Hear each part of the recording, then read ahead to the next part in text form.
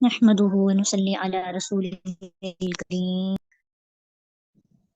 أما بعد فأعوذ بالله من الشيطان الرجيم بسم الله الرحمن الرحيم رب اشرح لي صدري ويسر لي أمري واحلل عقدة من لساني يفقه قولي رب زدني علما اللهم ربنا زدنا علما اللهم أرنا الحق حقا وارزقنا اتباعه وأرنا الباطل باطلا وارزقنا اجتنابه آمين يا رب العالمين.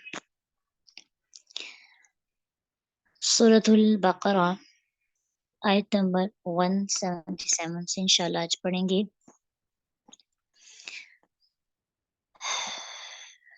ليس البر أن تولوا وجوهكم قبل المشرق والمغرب. یہ آیت بہت انٹرسٹنگ ہے، اس کو آیت بر بھی کہتے ہیں. تو اگر آپ سے پوچھے قرآن کی اہم ترین آیتوں میں سے یہ ایک آیت ہے سورۃ البقرہ کی، اس کو آیت البر بھی کہتے ہیں.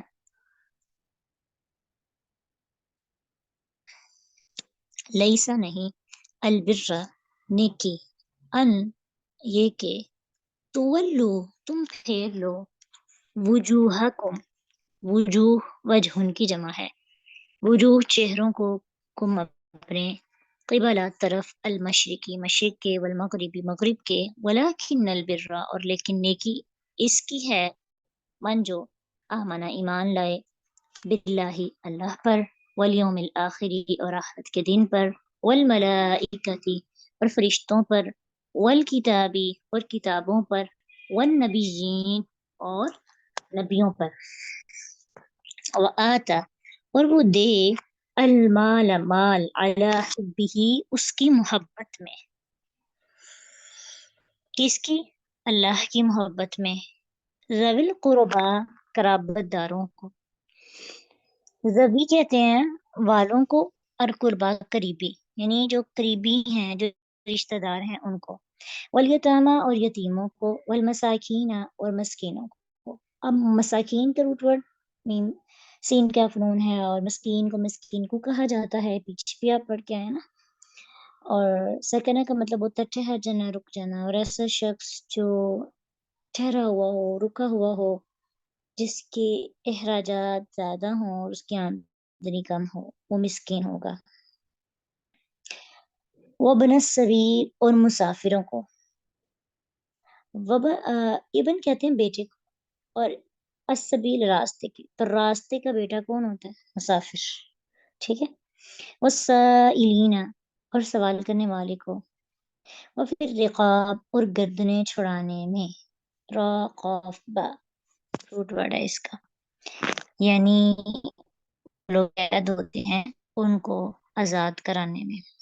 وَأَقَامَ اور قائم کرے وہ، الصلاۃ نماز، وَآتَى اور دے الزکوٰۃ زکوٰۃ، والموفون موفون پیچھے پڑا اپنے وفا یا جو پورا کرنے والے ہوں، بعہدہم اپنے عہد کو، وعدوں کو، اذا جب عاہدوا وہ عہد کریں، والصابرین اور جو صبر کرنے والے ہیں، فی البأساء تنگ دستی میں، بأس کہتے ہیں تنگ دستی کو، والضراء اور تکلیف میں، ضرر سے ہے زود را را، ضراء کہتے ہیں تکلیف کو، وحین اور وقت، حین کہتے ہیں وقت کو.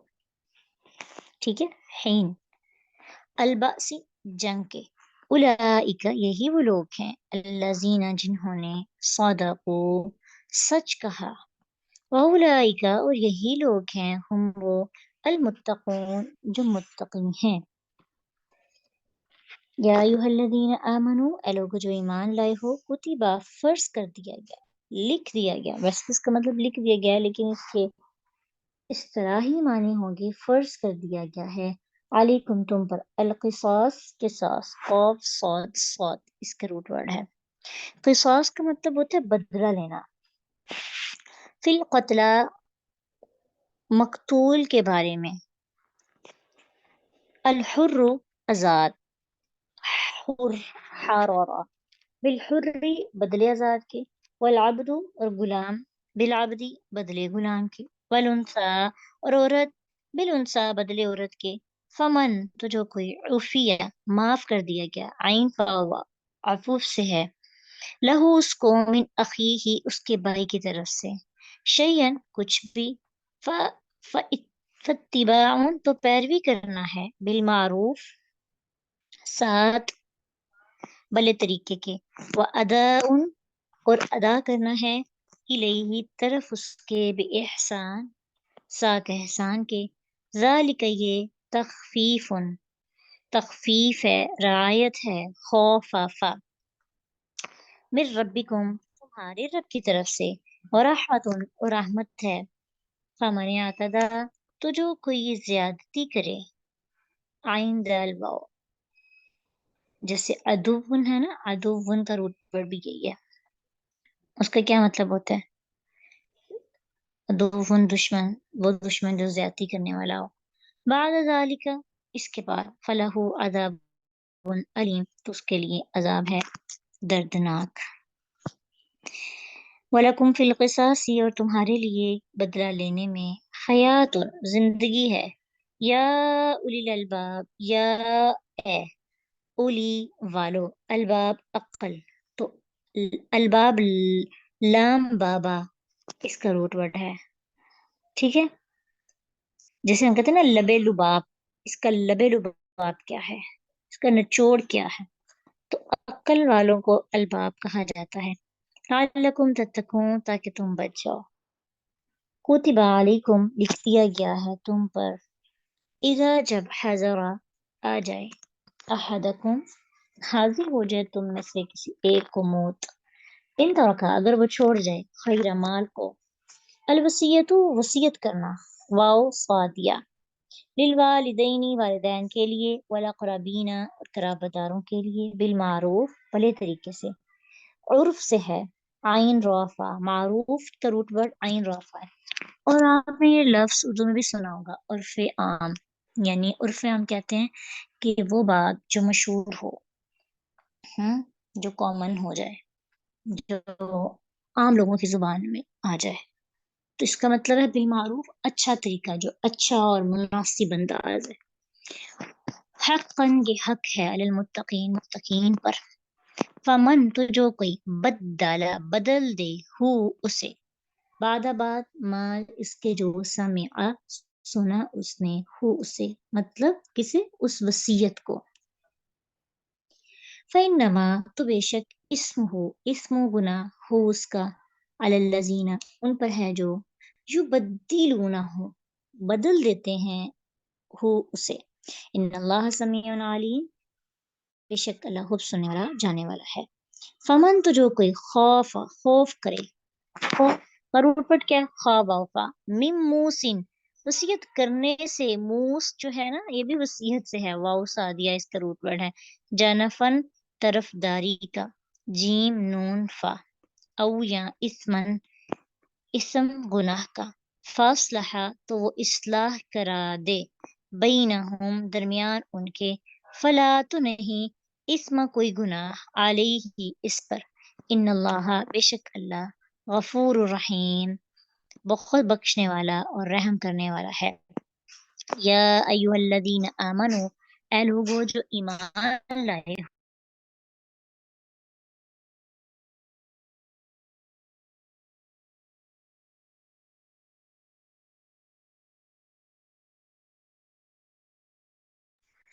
کتبہ لکھ دیا گیا ہے، اب کتبہ جہاں پہ بھی آئے گا آپ کو پتہ چل جائے گا فرض کر دیا گیا، علیکم تم پر، الصیام روزہ رکھنا، سیام جو ہے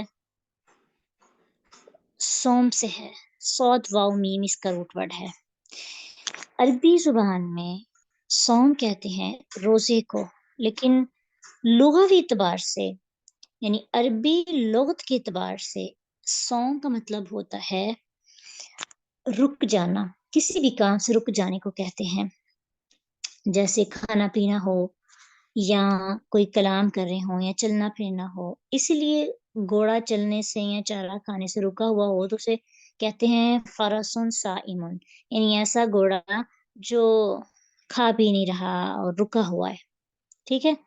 تو رکی ہوئی ہوا کو بھی عربی لینگویج میں صوم کہتے ہیں۔ تو بیسیکلی صوم کا کیا مطلب ہوتا ہے؟ رک جانا۔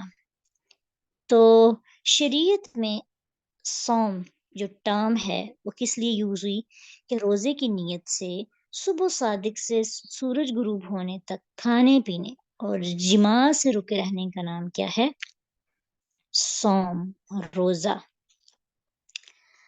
کما، جیسا کہ کتبہ، لکھ دیے گئے، علی الذین، ان لوگوں پر، من قبلکم، جو تم سے پہلے تھے، لعلکم تتقون، تاکہ تم کیا کرو؟ تقوی اختیار کرو۔ ایام معدودات، دن ہیں گنے چنے، ایام، یوم کی جمع ہے ایام، اور معدودات عدد کی جمع ہے معدودات، عین دال دال سے ہے، گنے چنے، یعنی گنے چنے دن ہیں۔ فمن، تو جو کوئی، کانا ہو، منکم، تم میں سے، مریضن، بیمار، یا سفر پر، فعدتن، تو گنتی پوری کرنا ہے، من ایام اخر، من ایامن، دنوں سے، اخرى، دوسرے، وعلی الذین، اور ان پر جو یطیقونہ، تا واو قاف، توق سے، طاقت کہتے ہیں نا، طاقت رکھتے ہوں اس کی، فدیتن، فدیہ ہے، طعام، کھانا، مسکین، ایک مسکین کا، فمن، پھر جو کوئی، تطوع، خوشی سے کرے، توعن سے ہے نا، توعن خوشی کو بھی کہتے ہیں، جیسے توعن کرہا، طوبہ، واو عین، خوشی سے کرے، خیرن، کوئی بھی نیکی، فہوا، تو وہ، خیرن، بہتر ہے، لہو، اس کے لیے، وان تصوموا، اور یہ کہ تم روزہ رکھو، خیرن، بہتر ہے، لکم، تمہارے لیے، ان کنتم تعلمون، اگر تم علم رکھتے ہو، اگر تم جانتے ہو۔ اب اس کی تفسیر دیکھتے ہیں انشاءاللہ۔ اعوذ باللہ من الشیطان الرجیم، بسم اللہ الرحمن الرحیم۔ آج کی آیات میں کچھ مسائل ہیں، تو آپ نے کوشش کرنی ہے فوکس سے، توجہ سے سنیں، تاکہ کوئی بھی چیز آپ کو مس نہ ہو اور آپ کو اچھے سے سمجھ بھی آ جائے۔ سب سے پہلی آیت، آیت برس کو کہتے ہیں، کیونکہ اس کے اندر، اس آیت میں نیکی کے، یعنی جو بھی تمام نیکی کی اقسام ہیں اس آیت کے اندر موجود ہیں، وہ بنیادی عقائد ہیں، وہ انسان کے اعمال ہیں، یا وہ اخلاق ہیں، اور ایون کہ انسان کے جو اخلاق دوسرے حقوق اللہ پر اس آیت میں بہت زور دیا گیا ہے۔ اور صحیح بخاری میں اس کو کتاب الایمان کے چیپٹر میں اس آیت کو امام بخاری نے رکھا، کیونکہ ایمان کے لیے عمل بھی ضروری ہے، عقیدہ بھی ضروری ہے، اور اخلاق۔ بر، بر جو یہ لکھا نہیں ہوا بر، لیس البر، تو آپ بھی با اور را لکھ لیں، لیس البر ان تولوا وجوہکم قبل المشرق والمغرب۔ اب آپ کو پتہ ہے کہ جب بیت المقدس سے خانہ کعبہ کی طرف قبلہ ہوا تو اہل کتاب نے بہت شور مچایا کہ یہ کیا بات ہے جی، کبھی وہ تو کبھی وہ، حالانکہ وہ اندر سے جانتے تھے کہ اصل قبلہ، ابراہیمی قبلہ کون ہے؟ بیت اللہ ہی ہے، کعبہ ہی ہے، لیکن شور شرابہ کرنے لگے کہ اچھا پہلے ادھر چہرہ کر کے پڑھتے تھے، اب ادھر کرتے ہیں۔ تو اللہ کہتے ہیں کہ نیکی یہ نہیں ہے کہ تم کس جانب چہرہ کر کے نماز پڑھے ہو یا عبادت کرے ہو، اصل نیکی تو کیا ہے؟ اللہ کا حکم ماننا۔ اصل نیکی کیا ہے؟ اللہ تعالیٰ پر ایمان لانا، اور پھر آخرت کے دن پر ایمان لانا، پھر فرشتوں پر ایمان لانا، کتابوں پر ایمان لانا، اور انبیاء پر ایمان لانا۔ یہ ہے ایمانیات۔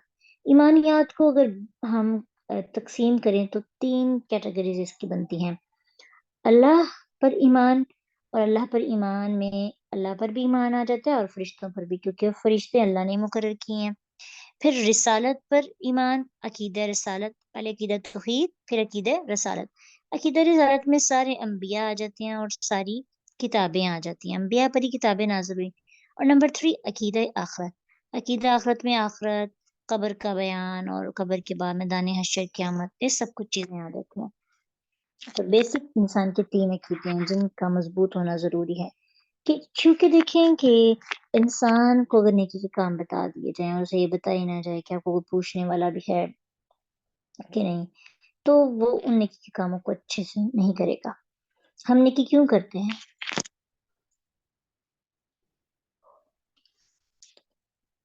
سوچئے، برائی سے کیوں رکتے ہیں؟ کیا ہمیں پتہ ہے ہمیں کوئی واچ کر رہا ہے؟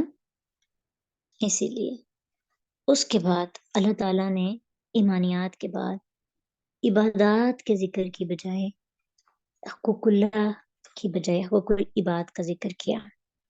اس سے حقوق العباد کی فضیلت ظاہر ہوتی ہے کہ اللہ نے حقوق اللہ کا بھی اس آیت میں ذکر کیا، لیکن وہ بعد میں، پہلے حقوق العباد کا۔ اور حقوق العباد ایسے حقوق ہیں کہ اللہ تعالیٰ اپنے حقوق تو معاف کر سکتے ہیں، لیکن بندوں کے حقوق کو ہم نے بندوں سے ہی معاف کرانا ہوتا ہے۔ اگر بندہ معاف نہیں کرے گا تو پھر اللہ بھی نہیں معاف کرے گا۔ اس کے بارے میں بہت سختی والے احکامات ہیں۔ اللہ کے نبی کی حدیث ہے نا کہ ہماری امت کا سب سے مفلس شخص کون ہے؟ قیامت کے دن وہ مفلس شخص کون ہوگا؟ جس کی اتنی زیادہ نیکیاں ہوں گی، جس کا حقوق اللہ بہت زیادہ، حقوق اللہ میں بہت آگے ہوگا، ٹاپ لیول پہ ہوگا، تہجد، نمازیں، روزے، زکوٰۃ، سب کچھ قیامت کے دن پہاڑوں جتنی نیکیاں لے کے آئے گا۔ پھر کیا ہوگا؟ لوگ آئیں گے، یا اللہ اس نے مجھے گالی دی تھی، اس نے میرا حق کھایا تھا، اس نے مجھے ہاتھ سے تکلیف پہنچائی، اس نے مجھے زبان سے تکلیف پہنچائی۔ لوگ آتے جائیں گے، اللہ سبحانہ تعالیٰ سب کو اس کی نیکیاں دیتے جائیں گے۔ جب ساری نیکیاں اس کی ختم ہو جائیں گی، پھر کیا ہوگا؟ ابھی بھی لائن لگی ہوگی، لوگوں کے ساتھ زیادتی کی ہوگی اس نے، اب اس کے پاس نیکیاں تو نہیں ہوں گی۔ پھر اللہ کہیں گے آپ اپنی برائیاں اس کے کھاتے میں ڈالتے جاؤ۔ پھر کیا ہوگا؟ اس بندے کی نیکیوں کے پہاڑ کے جتنے برائیوں کا پہاڑ ہو جائے گا، اور اللہ اس کو پکڑ کر جہنم میں ڈال دیں گے۔ یہ وہ بندہ ہوگا جو حقوق اللہ میں بہت آگے ہوگا، لیکن حقوق العباد میں بہت پیچھے ہوگا۔ تو ہمیں بیلنس کرنا ہے۔ صرف نماز، روزے، زکوٰۃ سے ہی جنت نہیں ملنی، کامیابی کا معیار عبادات کے ساتھ ساتھ اخلاقیات میں بھی ہے۔ انسان کی جب معاملات، اخلاقیات ٹھیک نہیں ہوگی، ایک بندہ بڑی نماز تہجد پڑھتا ہے اور لوگوں کا حق کھاتا ہے، تو کیا وہ بچ جائے گا؟ نہیں۔ ہمسائے کو تنگ کرنے والے انسان کو اتنی سزا ہے، تو باقی رشتہ داروں کا کیا حال ہوگا؟ کہا وَآتَ الْمَالَ عَلَى حُبِّهِ، سب سے پہلے کیا کرو کہ اپنی مال کی محبت، اس کے دو معنی کیے جا سکتے ہیں کہ ایک ہے کہ اللہ کی محبت میں اپنا مال خرچ کرو، اور ایک اس کا مطلب یہ ہے کہ مال کی محبت چاہے تمہارے دل میں ہے، اس کے باوجود دوسروں کو دو۔ اعلیٰ حبی، اس کی محبت یعنی مال کی محبت کے باوجود اسے رشتہ داروں میں، یتیموں میں، مسکینوں میں اور مسافروں میں بانٹو، تقسیم کرو۔ یہاں زکوٰۃ کا نہیں حکم، زکوٰۃ کا حکم آگے آ رہا ہے۔ یہ زکوٰۃ کے علاوہ صدقات کا حکم ہے کہ آپ کو اللہ نے طاقت دی ہے، اب ضرورت مند آپ کے سامنے ہے، تو رشتہ دار کون کون سے ہوتے ہیں؟ سب سے پہلے ماں باپ، پھر اس کے بعد بہن بھائی، آپ کی اولاد، بیوی، بچے، پھر جیسے جیسے آپ آگے بڑھتے جائیں تو باقی رشتہ دار آ جاتے ہیں۔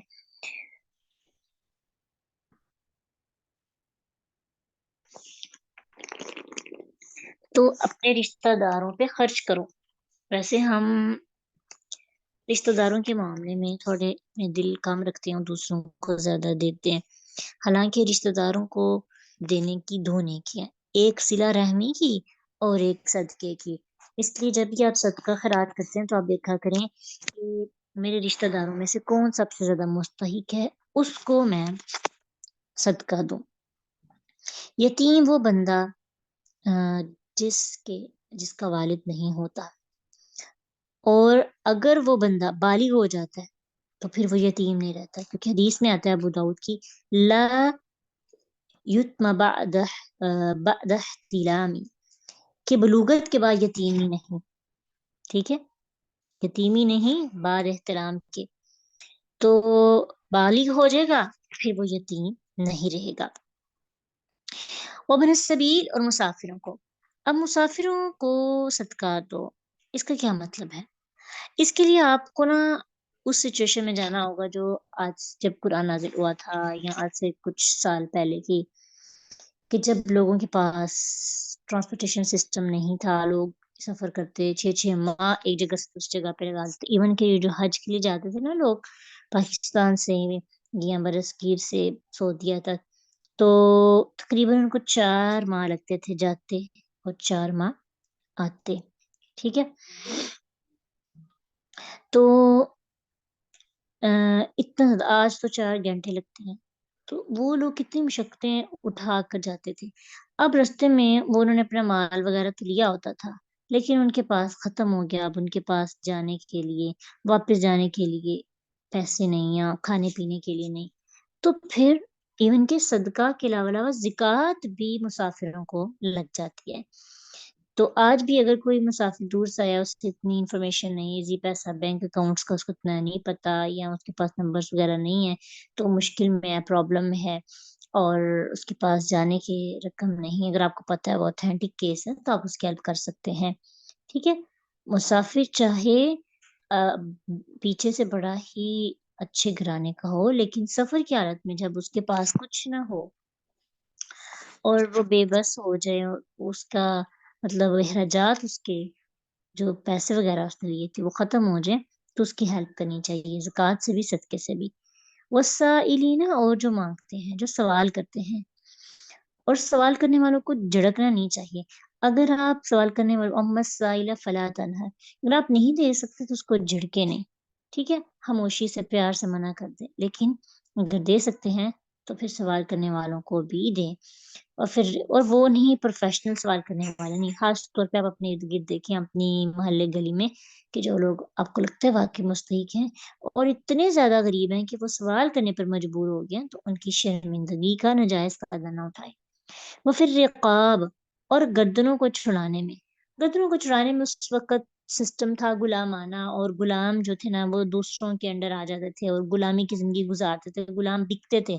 اس لیے آپ نے دیکھا ہوگا کہ اسلام میں پنشمنٹ بھی کچھ ایسی ہیں جس میں غلاموں کو آزاد کرانے کا حکم بھی دیا گیا، تاکہ لوگوں کے لیے آسانی پیدا ہو. تو اس وقت تو یہ سسٹم تھا. آج آپ یوں کہہ سکتے ہیں کہ اگر کسی کا کوئی قرض کی وجہ سے کسی کی گردن لٹکی ہوئی ہے، مقروض بھی تو یہ ہوتا ہے نا، تو مقروض کا قرضہ اتروا کر بھی آپ اس کیٹیگری میں وہ پورا کر سکتے ہیں. ویسے بھی مصارف زکوٰۃ میں مقروض بھی آتا ہے، لیکن پھر رقاب میں یا کوئی جیل وغیرہ میں ہے اور اس کو نا حق جیل میں ڈال دیا گیا، آپ اس کی ہیلپ کر سکتے ہیں، اس کو چھڑانے میں اس کی مدد کر سکتے ہیں. تو اللہ سبحانہ تعالیٰ نے فرمایا یہاں پہ کہ مال کی محبت کے باوجود ان سب کی ہیلپ کرو، ان پہ خرچ کرو. یہ نیکی ہے اصل میں. جن کاموں کی طرف تم لڑائی جھگڑا کر رہے ہو، مشرق مغرب، دراصل وہ تو ایک سمت ہے، اللہ حکم دے اس طرف منہ کر لو، اس سے فرق نہیں پڑتا. بیسیکلی فوکس تم نے کس پہ کرنا ہے؟ ان تمام کاموں پر.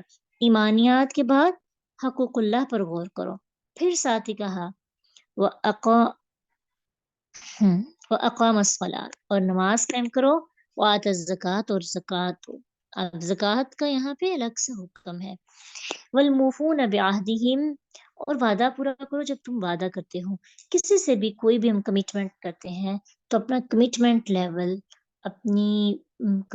لیول کی جو ریپوٹیشن ہے خراب نہیں کرنی چاہیے، اسے کوشش کرنی چاہیے پورا کریں. مثلا آپ نے کمٹ کیا کہ ہم، جیسے آپ کوئی کورس جوائن کرتے ہیں، اس میں آپ کی کمٹمنٹس ہوتی ہیں بہت زیادہ، اگر آپ اس کو پورا نہیں کرتے، اٹس مین کہ وَالْمُوفُونَ بِعَهْدِهِمْ إِذَا عَاهَدُوا کے انڈر نہیں آ پاتے، آپ اس میں فال نہیں کرتے. اس لیے زندگی کا کوئی بھی چھوٹا سے چھوٹا بھی، بڑے سے بڑا بھی معاملہ، یا تو کمٹمنٹ کریں نہیں، جب کرتے ہیں تو اچھے اور پروفیشنل، اور چاہے وہ بزنس مین ہے یا وومین یا پھر عام انسان ہے، تو انسان کی زبان میں تاثیر اور لوگوں کو اس پہ یقین بھی تب آتا ہے جب وہ لوگ وعدہ پورا کرتے ہیں، جو کمٹ کیا اس کو پورا کرنے کی کوشش کرتے ہیں. تو ہمیں بھی روزمرہ زندگی کے اندر یہ اپنی عادت دیکھنی چاہیے. اگر ہم غور کریں گے نا تو ہم اس میں بہت پیچھے ہوں گے. والصابرین فی البأساء، اور ایسے لوگ کیا کرتے ہیں تنگی اور ذراء اور تکلیف کے اندر صبر کرنے والے ہیں. اور صبر کیا ہے، اور صبر کیسے کیا جاتا ہے، اور صبر کس کس موقع پر کیا جائے گا، یہ ہم پیچھے پڑھ کے آئے ہیں. والصابرین فی البأساء والضراء وحین الباس، اور جنگ کے میدان میں بھی صبر کرتے ہیں. فقر ہو، بھوک ہو، تنگ دستی ہو، تو یہ البأساء کے انڈر آ جائیں گے. الضراء میں خصوصاً تکلیف وغیرہ، یعنی آپ کو کوئی بیماری ہے، شوگر کے مریض ہیں، یا کوئی ایسی بیماری جس سے آپ کو بہت زیادہ پین ہے یا بہت زیادہ تکلیف میں ہے، تو اللہ کہتے ہیں اس پر بھی صبر کرنے والے ہیں. وحین الباس، اور جنگ میں بھی، تینوں حالتوں میں صبر نہایت مشکل ہوتا ہے، اس لیے اللہ نے خاص طور پر ان کا ذکر کیا. بھوک اور تنگ دستی میں بھی صبر مشکل ہے. بیماری میں بھی انسان ناشکری پہ لیول پہ آ جاتا ہے، اور جنگ کی حالت میں تو خوف اتنا طاری ہوتا ہے کہ انسان کا ایمان مضبوط ہو پھر انسان ٹک سکتا ہے. ابھی جنگ کی حالت ہے نا فلسطین میں، تو کیا ہے ہمارا کردار، کیسے ہمارے کردار سامنے آ رہے ہیں، کیسے ہم مسلم ملک باتیں کرتے ہیں لیکن عملی میدان میں کتنے پیچھے ہیں. تو تینوں مواقع پر صبر کی ضرورت ہوتی ہے. اللہ کہتے ہیں یہ جو سارے کام جو بندہ کر لیتا ہے، اولئک الذین صدقوا واولئک هم المتقون، یہی وہ لوگ ہیں جو سچے ہیں اور متقین ہیں. اب یہاں پہ دیکھیں کہ کن نیکیوں کا ذکر ہوا، کوئی چھوٹی چھوٹی بریک بریک باتیں نہیں، انسان کے اخلاقیات کی، اعمال کی، عبادات کی، معنیات کی بات ہوئی ہے، باقی سب چیزیں ان کے اندر آ جاتی ہیں. تو ان باتوں پہ کم از کم ہمارا عمل ہونا چاہیے اگر ہم سچے اور متقی بننا چاہتے ہیں. متقی بندہ بے صبرا نہیں ہوتا. متقی انسان سوچ سمجھ کے باتوں کو کرتا ہے اور اپنے اقدامات اٹھاتا ہے. آگے ایک اسلام کا ایک حکم ہے قصاص. قصاص کیا ہوتا ہے؟ قصاص کی ٹرم سب سے پہلے سمجھے. جب کوئی انسان کسی کو قتل کر دیتا ہے تو قتل کے بدلے اگر اس کو قتل کیا جائے تو اس کو کیا کہتے ہیں؟ قصاص. یہاں بھی حکم دیا گیا ہے کہ اللہ نے تم پر قصاص فرض کر دیا، یعنی بدلہ لینا ہی لینا. اگر کوئی کسی کو قتل کرتا ہے تو اس کو قتل کیا جائے.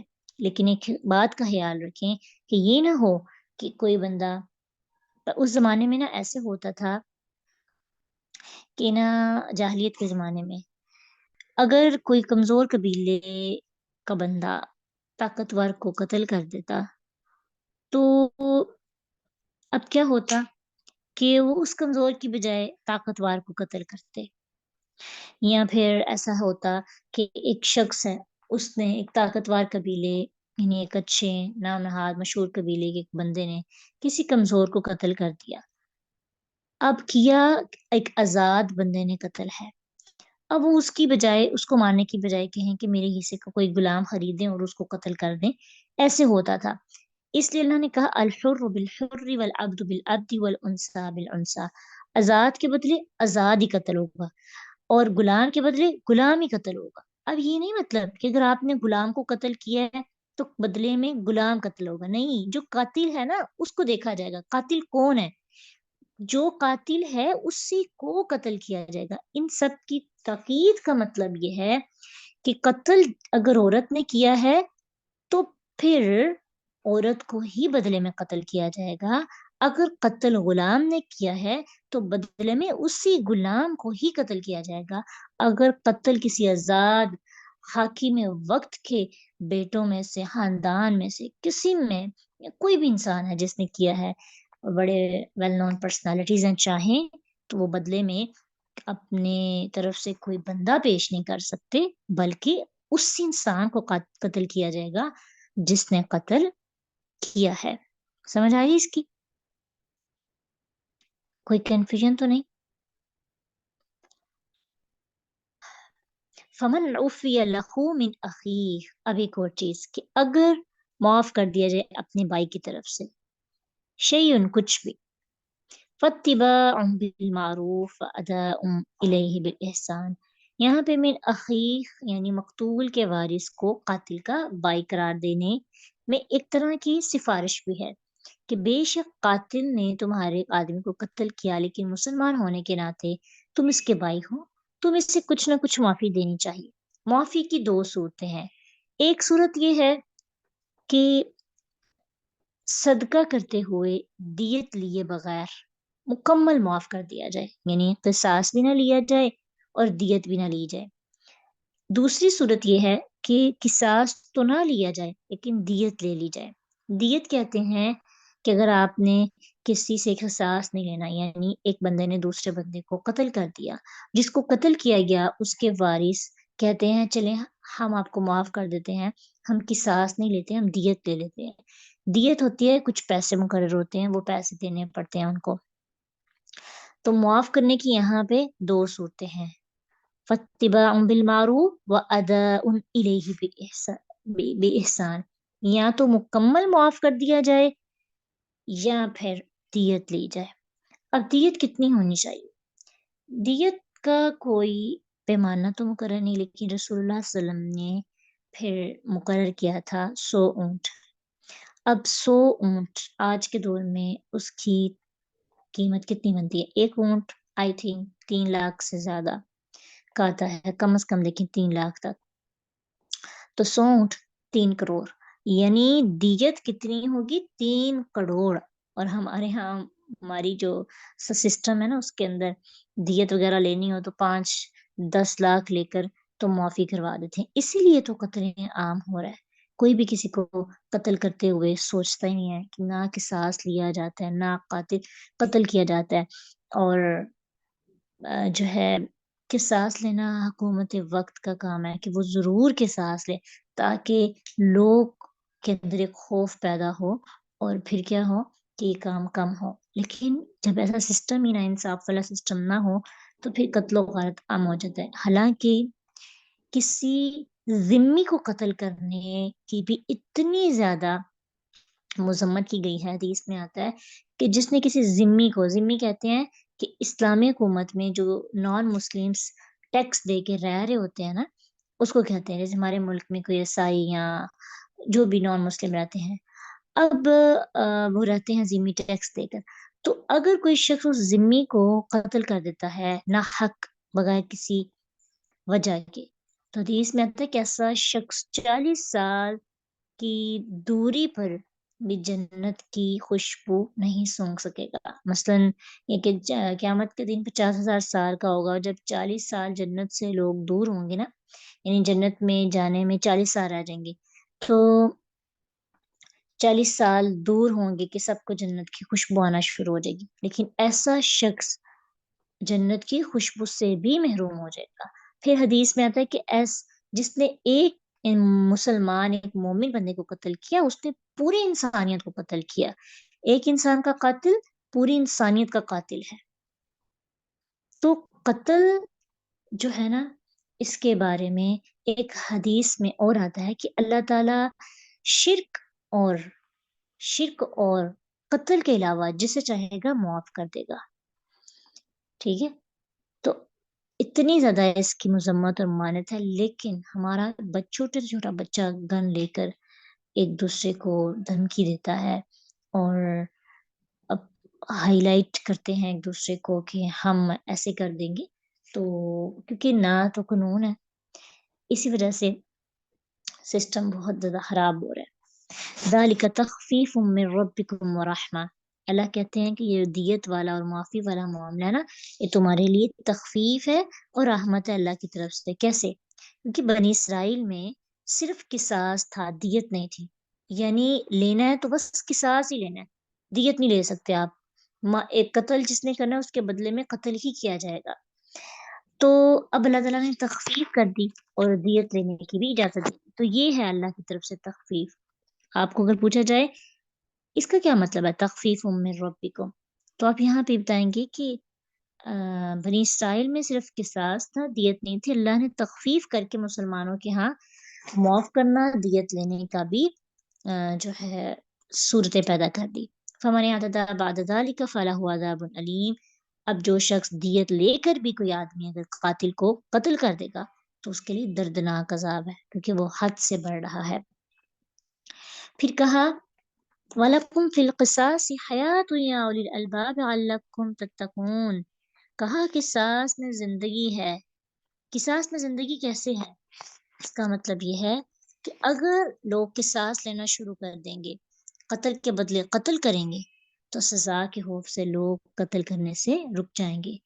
کوئی شخص دوسرے کے قتل پر جرأت نہیں کرے گا، ٹھیک ہے؟ اس لیے اگر تم دوسروں کو قتل کرنے سے بچ جاؤ تو پھر تمہارے اندر تقوی پیدا ہو جائے گا، ٹھیک ہے؟ تو کیا ہے تتقون کا مطلب یہاں پہ کیا ہے کہ تاکہ تم دوسروں کو قتل کرنے سے بچ جاؤ، عقل والو قصاص لیا کرو۔ تو دیت کے باوجود قصاص کو یہاں پہ اللہ سبحانہ تعالیٰ نے پریورٹی دی، پریفر کیا کہ زیادہ بہتر یہ ہے کہ کیا کریں، قصاص لیں۔ قصاص میں تو زندگی ہے۔ ویسے بھی پہلے زمانے میں، زمانہ جاہلیت میں کوئی سسٹم نہیں تھا قصاص کا، اور جب ایک بندہ دوسرے کو قتل کر دیتا تھا تو اس کے بدلے میں قبیلوں کے اندر لڑائی شروع ہو جاتی تھی، اور اتنے سالوں تک وہ لڑائیاں رہتی تھی کہ بندے مر جاتے، ان کی نسلیں آگے پیدا ہوتی تو ان کی لڑائیاں بھی رہتی، اور اتنے بندے مارے جاتے صرف ایک قتل کی وجہ سے۔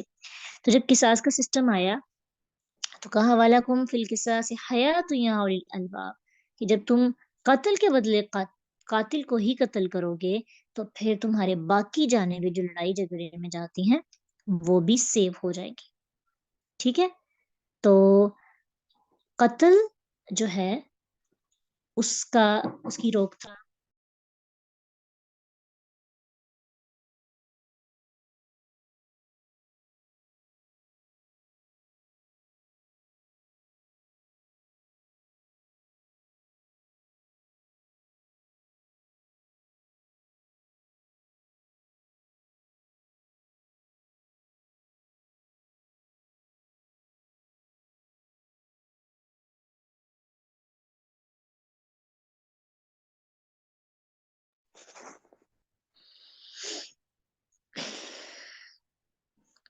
اس آیت کی سمجھ آئی ہے آپ کو؟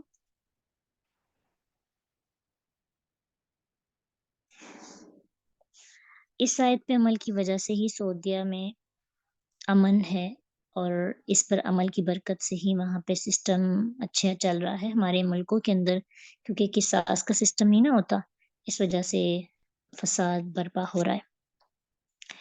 کتب علیکم اذا حضر احدکم الموت، تم پر لکھ دیا گیا ہے کہ جب تم میں سے کسی کو موت آ پہنچے تو کیا کرے، وصیت کرے۔ اچھا، یہ آیت منسوخ ہو گئی تھی، ٹھیک ہے؟ یہ آیت جو ہے وراثت کے کانسیپٹ میں منسوخ ہو گئی تھی۔ یہاں پہ ہے کہ وصیت کرے والدین اور رشتہ داروں کے بارے میں۔ تو پہلے زمانے میں ایسا سسٹم نہیں تھا، ابھی وراثت کے احکامات نہیں نازل ہوئے تھے، تو جب سورۃ نساء کے اندر وراثت کے احکامات آ گئے تو پھر یہ آیت منسوخ ہو گئی۔ ہاں، اس وراثت کے احکامات منسوخ ہوئی، باقی معاملات میں آپ وصیت کر سکتے ہیں۔ کیا کہا کہ جب کسی کو کسی بھی وقت موت آ سکتی ہے، تو جب کوئی تم میں سے کسی کی موت کے وقت حاضر ہو تو کیا کرے کہ اس کی وصیت کو سنا جائے۔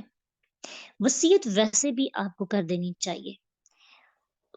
پھر اگین ریپیٹ کروں گی، وراثت کے بارے میں وصیت نہیں کریں گے، باقی معاملات میں آپ وصیت کر سکتے ہیں۔ مثلاً آپ کے پاس کوئی چیز ہے تو آپ اسے وصیت کے طور پر بتا سکتے ہیں کہ اس کا کیا کرنا ہے۔ حدیث میں آتا ہے کہ کسی مسلمان آدمی کا حق نہیں جس کے پاس کوئی چیز ہو جس میں سے وصیت کرنا ہو تو وہ 2 راتیں اس کے بغیر گزارے، اس کی وصیت اس کے پاس لکھی ہوئی ہو۔ یعنی اپنی وصیت جو ہے اپنے جیسے بہت سے معاملات ایسے ہوتے ہیں جو ہیڈن ہوتے ہیں، تو اس کے بارے میں نا لکھ کر اپنے پاس رکھنا چاہیے۔ کبھی بھی موت آ سکتی ہے، بعد والوں کو پھر پرابلم نہ ہو، ساری چیزیں ان کے سامنے واضح ہو جائے۔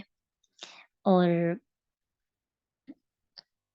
اچھا، وراثت میں آ جاتی ہے انسان کی جو بھی سسٹم ہے نا جائیداد کا، اور مرنے کے بعد جو بھی پراپرٹی ہوتی ہے آپ کی، وہ وراثت ہوتی ہے، وہ ورثہ ہوتا ہے۔ اب ورثے میں آپ اپنے والدین اور اپنے بچوں کے بارے میں، اپنی بیوی کے بارے میں وصیت نہیں کر کے جا سکتے کہ میری ساری کی ساری جائیداد میرے والدین کو دے دی جائے، یا میری ساری کی ساری جائیداد میرے فلاں بیٹے کو دے دی جائے، یا میری ساری کی ساری جائیداد میری بیوی کو دے دی جائے. ٹھیک ہے، وہ اللہ تعالیٰ نے وصیت کر دی ہے. اوکے، اس کے بارے میں حدیث میں ہے، رسول اللہ صلی اللہ علیہ وسلم نے فرمایا کہ اللہ تعالیٰ ہر حقدار کو اس کا حق دے دیا ہے، چنانچہ وارث کے لیے کوئی وصیت نہیں. یعنی جو وارث ہوگا نا، جن کا وراثت میں حصہ ہوتا ہے، وہ کون ہے؟ وہ آپ کے پیرنٹس ہیں، آپ کی بیوی ہے، آپ کے بچے ہیں، آپ کی اولاد ہے.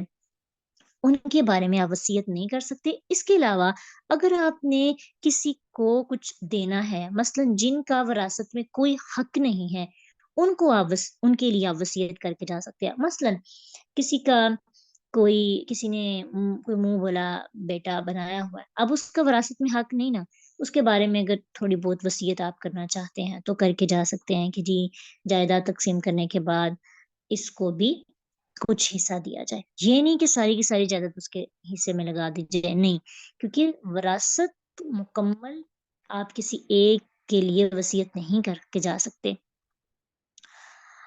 اب یہ ہے کہ کل مال میں سے 1/3 سے زیادہ وصیت کی بھی اجازت نہیں.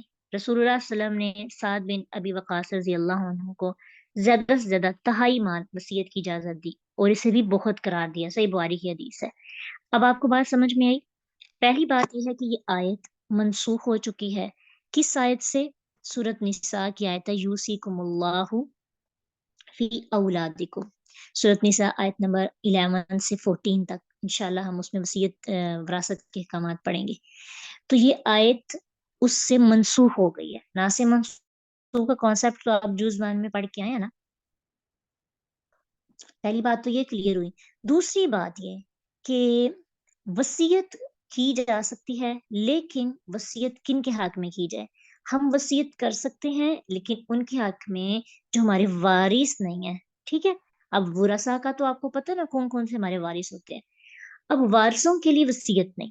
کس کے لیے وصیت؟ کوئی اور بندہ جس کے لیے آپ وصیت کرنا چاہتے ہیں آپ کر کے جا سکتے ہیں. کوئی آپ کا رشتہ دار، کوئی آپ کا عزیز، کوئی آپ کا دوست قریبی، جو آپ کو لگتا ہے کہ مجھے اس کو کچھ نہ کچھ دے کے جانا چاہیے، کسی کا احسان یا کچھ بھی آپ کا دل چاہتا ہے، کسی اللہ کی راہ میں کوئی اپنا مال آپ وقف کر کے جانا چاہتے ہیں کہ یہ میری چیز جو ہے نا یہ اللہ کی راہ میں دے دی جائے، باقی آپ آپس میں تقسیم کر لینا. لیکن اس بات کا خیال رکھنا ضروری ہے کہ اپنے مال میں سے زیادہ تہائی مال یعنی 1/3 پارٹ، یعنی ایک مال کے 3 حصے کیے جائیں، اس کا جو ایک حصہ ہوگا وہ آپ وصیت کر کے جا سکتے ہیں. بس اس کے علاوہ زیادہ مال کی یعنی سارے کے سارے مال کی وصیت نہیں کی جا سکتی. سمجھ آ گئی؟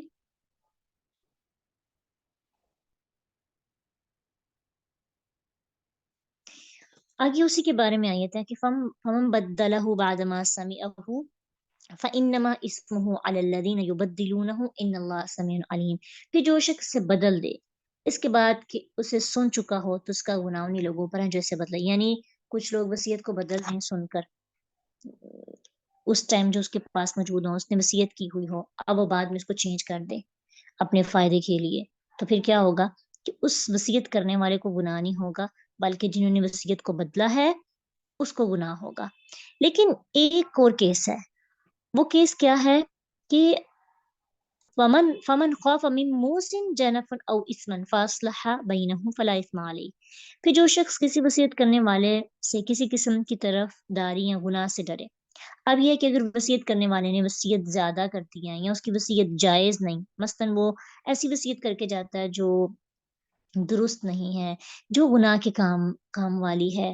مثلا آپ دے سکتے ہیں کہ جیسے کلبز وغیرہ بنانے کا کہہ دینا، یا پھر غیر اللہ کے نام پر چڑھاوے چڑھانے کا کہہ دینا. یعنی ایسی وصیت جو ایک اس نے غیر جانبدار ہو کر سوچ کر یا اس میں آپ کو گناہ نظر آ رہا ہو، تو پھر آپ کیا کر سکتے ہیں، اس وصیت کو چینج کر سکتے ہیں. مثلا ناچ کرانے کی یا شراب پلانے کی وصیت یا میلے لگوانے کی یا عرس وغیرہ لگوانے کی وصیت کوئی کر جاتا ہے، یا پھر وصیت میں 1/3 سے زیادہ وصیت کر دیتا ہے تو پھر آپ وصیت کو تھوڑا چینج کر سکتے ہیں. فلا اسم علی، پھر اس چیز پر آپ کو گناہ نہیں ہوگا. ان اللہ غفور الرحیم، بے شک اللہ تعالیٰ بخشنے والا رحم کرنے والا ہے. یا ایھا الذین آمنوا کتب علیکم الصیام کما کتب علی الذین من قبلکم لعلکم تتقون. یہاں سے اب شروع ہو رہے ہیں روزوں کے مسائل، اور بڑی خوبصورت بات روزوں کے مسائل سے متعلق یہ ہے کہ قرآن میں نماز کے، حج کے، جہاد کے مسائل بکھرے پڑے ہیں. بکھرے پڑے مطلب کہ مختلف جگہوں پہ بیان ہوئے ہیں، کبھی کسی آیت میں، کبھی کسی صورت میں، کبھی کسی صورت میں، بار بار ریمائنڈر ملتا رہتا ہے. روزہ واحد ایسی چیز اور ہے جس کا ذکر یہاں پہ ہی ٹوٹلی یعنی ایک ہی جگہ پہ ترتیب کے ساتھ بیان کیا گیا ہے اور تفصیلاً اس کا حکم آیا ہے، اور اس کے بارے میں جو مسائل ہیں وہ بھی قرآن میں ہی ڈسکس ہو گئے ہیں. اے لوگوں جو ایمان لائے ہو، تم پر روزے رکھنا لکھ دیے گئے ہیں ایسے جیسے پہلے لوگوں پر لکھے گئے تھے. اب روزہ کیا ہے، اس کا لغوی اور اصطلاحی مطلب تو آپ نے سیکھ لیا. اب اس کا مقصد کیا ہے روزوں کا؟ اسلامی روزوں کا مقصد نفس کو عذاب دینا نہیں، بلکہ دل میں تقوی اور بچنے کی عادت پیدا کرنا ہے کہ جب کوئی شخص اللہ تعالیٰ کے فرمان کے مطابق عمل کرتے ہوئے صبح سے شام تک ان حلال چیزوں سے بچے گا جن کو اللہ نے حرام نہیں قرار دیا، ان کو بھی اپنے اوپر حرام کر لے گا، تو یہ اس کو پریکٹس ہوگی کہ میں نے حرام سے کیسے بچنا ہے. اسی طرح روزہ گناہوں سے بچنے کا اور بچنے کی عادت کا ذریعہ بن جاتا ہے. حدیث میں آتا ہے الصیام جنتن، روزہ گناہ اور آگ سے ڈال ہے. صحیح بخاری کی حدیث ہے. اور اسی طرح ایک اور حدیث بخاری کی کہ جو شخص جھوٹی بات اور اس پر عمل نہ چھوڑے، اللہ کو اس کی کوئی ضرورت نہیں کہ وہ اپنا کھانا پینا چھوڑ دے. تو روزے کی حالت میں آپ نے صرف کھانا پینا ہی نہیں چھوڑنا بلکہ اپنی روحانیت کو بھی زندہ کرنا ہے. یہ نہ ہو کہ روزہ رکھ کر نماز نہیں پڑھے، جھوٹ بول رہے ہیں، چغلی، دھوکہ دہی اور سارا دن فضول ایکٹیویٹیز میں، تو اس روزے کا کوئی فائدہ نہیں. اب من قبلکم سے مراد کون سے لوگ ہیں؟ یہود و نصارہ اور پہلی امتیں، ان پر بھی روزہ فرض تھا، لیکن مسلمانوں پر روزہ 2 ہجری میں نازل ہوا اس کی فرضیت پراپر شیپ میں. پہلے عائشہ صدیقہ رضی اللہ عنہا بیان کرتی ہیں کہ قریش عاشورہ یعنی 10 محرم کا روزہ رکھتے تھے. نبی صلی اللہ علیہ وسلم بھی رکھتے تھے. جب مدینہ میں آئے تو اس دن کا روزہ آپ نے رکھا اور اس کے رکنے کا حکم سب کو دیا. کہ جب رمضان آیا تو روزوں کا حکم نازل ہو گیا اور عاشورہ کا روزہ نفل ہو گیا، یعنی اب وہ کوئی رکھے تو ثواب، نہ رکھے تو گناہ نہیں. فرضی روزہ کون سا ہو گیا؟ رمضان کے. پہلے عاشورہ کا روزہ فرض تھا، پھر پراپر 2 ہجری میں رمضان کے روزے فرض ہو گئے اور عاشورہ کا روزہ نفلی ہو گیا. اب روزوں کے بارے میں ساتھ ہی آگے احکامات شروع ہو جاتے ہیں. اس سے متعلق انشاءاللہ ویکینڈ جو اسائنمنٹ آپ کو ملتی تھی، اب ویکینڈ اسائنمنٹ آپ کی ایسی ہوا کریں گی کہ جو قرآن میں آپ کے ٹاپکس آئیں گے نا، اس کو ہم ساتھ ساتھ اس پہ جو ہم ڈیٹیل میں ہمارے لیکچرز پڑھے ہیں وہ آپ کو سینڈ کیے جائیں گے، تو وہ آپ نے سن کر اس کے نوٹس ریڈی کرنے ہیں، تو وہ بھی آپ کے ایگزامز میں یعنی آپ کی تفسیر میں ایڈ ہو جائیں گے. اتنی لمبی چوڑی مسائل تو کلاس میں نہیں ڈسکس ہو سکتے، تو روزوں کے جتنے بھی مسائل ہیں انشاءاللہ ویکینڈ یعنی سیچرڈے کو آپ کو چھوٹا سا لیکچر ہے تو اس کو آپ نے اٹینڈ کرنا ہے. اور سارے مسائل آپ کو قرآن و حدیث سے پراپر احادیث کی روشنی میں جتنے بھی ہیں کہ روزے کی حالت میں، روزہ کن حالت میں ٹوٹ جاتا ہے، اور روزے کے لیے کیا کیا چیزیں ضروری ہیں، کس پر فرض ہے، اور کون کس کے لیے رخصت ہے، کس حالت میں، اور فدیہ کتنا دیا جا سکتا ہے، یہ سارے احکامات ہیں. ایام معدودات، اس آیت میں ہے کہ گنے ہوئے چند دن ہیں روزے کے.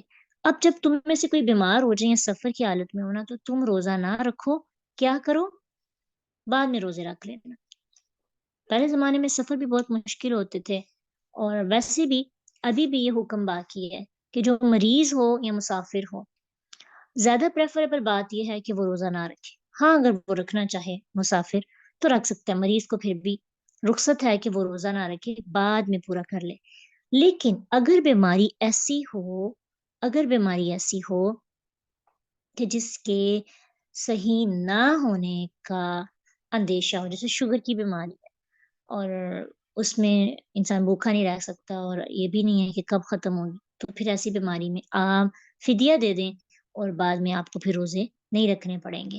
یعنی اگر آپ فدیہ یہ ہوتا ہے کہ آپ اپنے ایک روزے کا کھانا ایک مسکین کو کھلا دیں، یا پھر آپ ٹوٹلی پورے منتھ کا جتنے بھی آپ نے روزے چھوڑنے ہیں ان کا پراپر اس ڈیز کے مطابق ایک وقت کا کھانے میں جتنا پیسہ لگتا ہے، آپ جس ٹائپ کا کھانا کھاتے ہیں اس ٹائپ کی اماؤنٹ جو ہے اس کے مطابق جو رقم بنتی ہے، مثلا اگر آپ کو لگتا ہے آپ 500 کا کھانا کھا لیتے ہیں ایک وقت میں، کیونکہ کتنی زیادہ چیزیں رمضان میں بنائی ہوتی ہیں نا، تو 500 کے حساب سے آپ 500 کو ملٹیپلائی کریں 30 کے ساتھ، جتنی رقم بنے گی آپ دے دیں۔